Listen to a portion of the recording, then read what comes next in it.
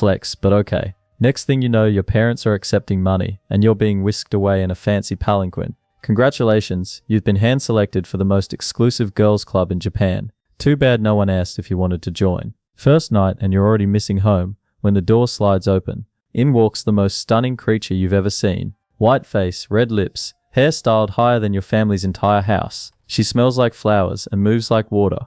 A real-life hostess. You're starstruck until she notices you staring. Fetch my tea, you little rat.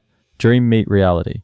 Day 1, and you're already learning the pecking order. You rank somewhere between the house cat and yesterday's rice. While other 7-year-olds play with dolls, you're learning how to kneel for hours without your legs falling off. Fun childhood, right? The house mother corrects you when you call the women hostess. In Kyoto, we are Geiko. Tokyo has hostess. Learn the difference or scrub floors forever.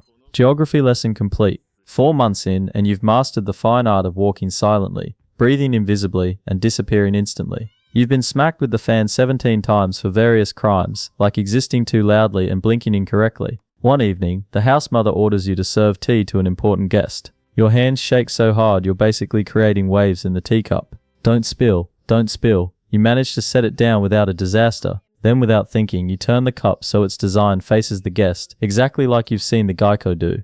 The house mother raises an eyebrow. The senior Geiko actually looks at you, not through you, but at you. The girl has potential, she says. 3 words. That's it. But suddenly, you're floating. Someone noticed. Someone approved. For the first time, you're not just a servant, but a student of something ancient and exclusive. You still sleep on a threadbare futon in the corner, though. Let's not get carried away with the optimism. 3 years in and your back has permanently curved into the perfect bowing shape. Evolution has nothing on hostess training. Morning routine. Wake before the sun. Stretch your legs until they scream. Practice walking with a book on your head. Then 2 books. Then add a cup of water. Spill a drop. Start over. Your neck muscles could now support a small building. Afternoons are for shamisen practice. 3 hours of plucking strings with your fingertips until they bleed, then callus, then bleed again.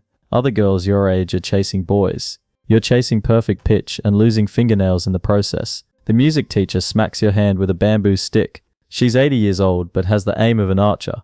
You're basically playing musical dodgeball with your fingers as the bowl. Dinner comes with a side of etiquette lessons. 37 different ways to pour sake. 23 ways to compliment a man's business success without actually knowing what his business does.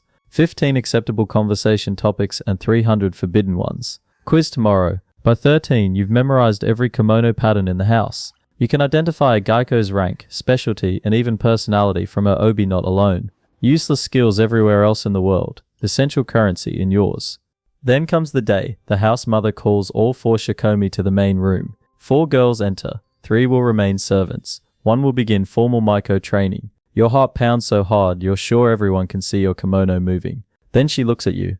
This one, she knows how to watch and listen. She'll begin training next month. You made the cut. Now the real work begins. The next few years are a blur of advanced training. Dance is so complex, your feet develop their own vocabulary. Music lessons where missing a single note earns you a rap on the knuckles. By 15, you're finally ready for your debut. The day before your mistashi, you're ordered to strip down and soak in a wooden tub.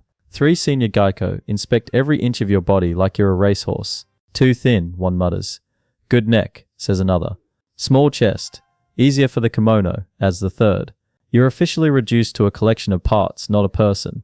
Transformation day arrives. The makeup artist approaches with a pot of white paint. Don't move. Don't speak. Don't breathe too hard. She applies a base layer that feels like wet cement on your face. Your skin screams beneath it. Beauty is pain, and apparently also partial suffocation. The hairdresser has the muscle definition of a sumo wrestler. She tugs, pulls, and molds your hair into a structure that could withstand a typhoon.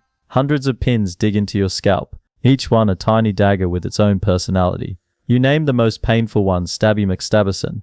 Now for the kimono. Not just any kimono. A fur sewed with sleeves so long they practically drag on the floor. Price tag, more than your entire family makes in 3 months. Final touches, 6-inch wooden sandals that transform walking into an extreme balancing act. You're now a walking, talking national treasure. Unlike the senior Geiko who wear wigs, your elaborate hairstyle is your actual hair, which explains why you'll sleep on that wooden neck block for the next few years. Beauty is pain. Sleep is optional. Also, you kinda need to pee, but that's not happening until the evening ends. Your one-is-on guides you to your first tea house. Remember, she whispers, you're not selling your body. You're selling access to a fantasy. The fantasy that beauty and art still matter in this world. First customer interaction. A wealthy merchant, sake-reddened face. You pour his drink exactly as practiced. He compliments your innocent beauty. Your wands and laughs at exactly the right moment, drawing his attention away. Lesson 1. Redirection is your best defense. A handsome young patron requests you specifically at his business gathering. Your heart does a little flip, betraying your professional cool. Your Wonson notices immediately. After the party, her advice is blunt. Hearts are terrible investments in our business. Admiration is currency. Attachment is debt. Cold, but she's not wrong. At 17, you're given your first solo dance performance at a major festival. Your stomach performs its own interpretive dance routine of pure terror. The shamisen begins. Your fan becomes an extension of your arm. Your body tells a story of seasons changing, love found and lost. The final note hangs in the air. Silence. Then thunderous applause. A famous poet approaches. For a moment, he says, I forgot you were human. You became the wind, the rain, the very spirit of the dance. For the first time, you understand. You're not just learning the art, you are becoming the art itself. 2 years as a Maiko, and you've mastered the art of the double life. Public you, a floating vision of grace, who never sweats, never tires, never needs to pee. Private you, collapsed on your futon at 3 a.m. at day, makeup still half on, too exhausted to care that your hairpins are stabbing your dreams. Your okiya keeps a ledger thicker than your arms. Every silk sock, every hair ornament, every shamisen lesson, all tracked down to the last coin. Your debt resembles the national treasury. You once made the mistake of asking how long until you're debt-free. The house mother laughed so hard she nearly choked on her tea. You develop tricks for surviving back-to-back appointments. Seek cup barely touches your lips before you subtly empty it in a plant when no one's looking. The ficus in the corner of your favorite tea house is perpetually drunk. You swear it started singing after midnight. You perfect the art of the subtle compliment that makes a man feel 10 feet tall without realizing you've manipulated his ego. Your reputation grows. The one with the knowing eyes, they call you. It's exhausting. Like being a therapist in fantastic clothes with better pay and worse hours. You start noticing distinct versions of yourself. Tea house you, dance performance you, festival you, private training you, different masks for different moments. Sometimes you wonder which one is actually real. Maybe they all are, maybe none. 3 years in, and your debt still looks insurmountable. Then one night a famous actor visits from the capital. At evening's end, he leaves payment so generous the house mother's eyes actually widen. She never blinks at money. Never.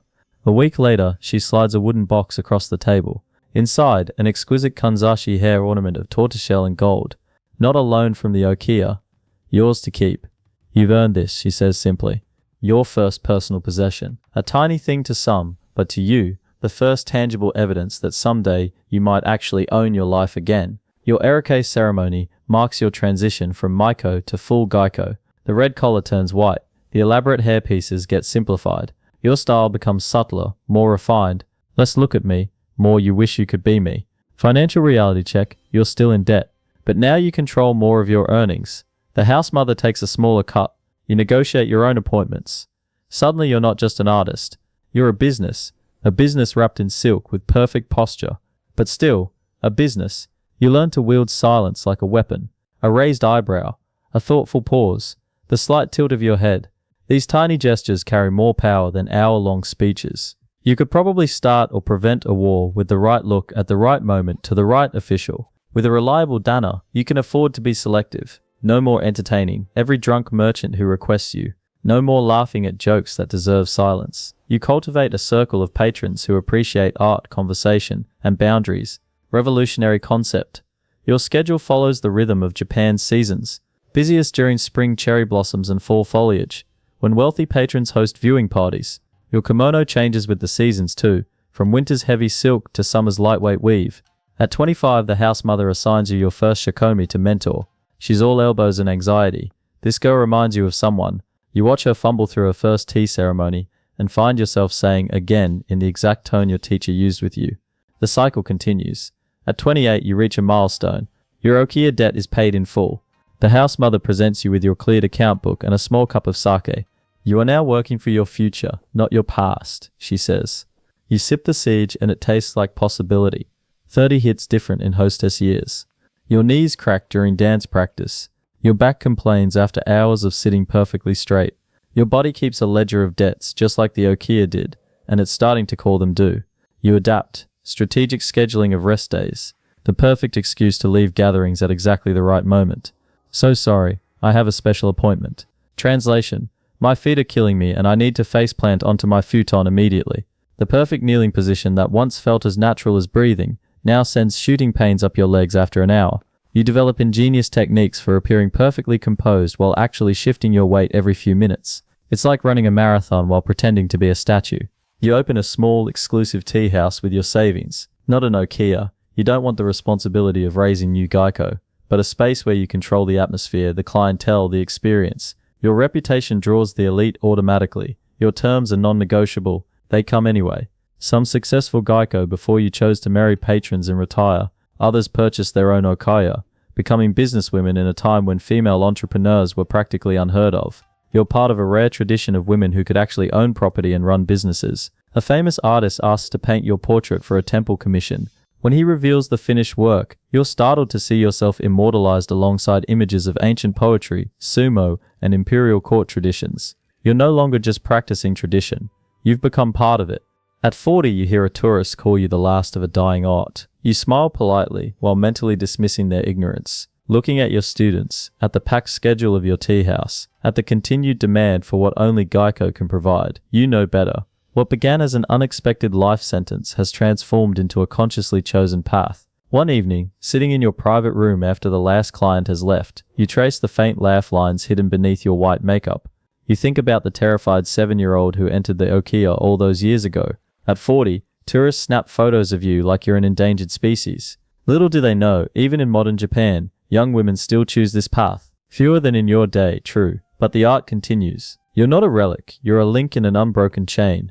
We did all right, you whisper to her across time. In a world racing endlessly forward, you've become a living bridge to something timeless, and that's worth every cracking knee, every early morning, and every perfect bow along the way.